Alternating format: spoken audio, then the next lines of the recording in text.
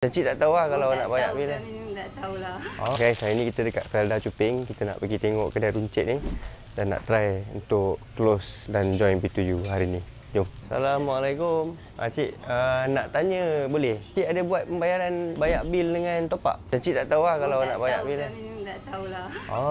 Anak ada? Anak? Tak ada, tak main je. Okey, tak apa cik, kalau kita boleh, kita pun ada buat pembayaran bil dengan top up. Untuk pendaftaran adalah secara percuma saja cik. So memang kita datang nak bantulah untuk bagi banyak lagi kemudahan kepada kedai-kedai dan peruncit lah. Dennis ni orang Perlis. Ni kita punya pelanggan ni. Pelanggan yang dah pakai app kita.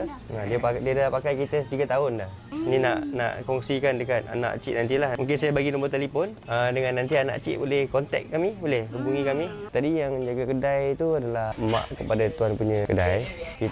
Dia berminat lah. Tapi kita kena tunggu daripada anak dia untuk kita bincang supaya dia lebih mahir macam mana dengan penggunaan app semua kan. Kita bergerak ke yang seterusnya.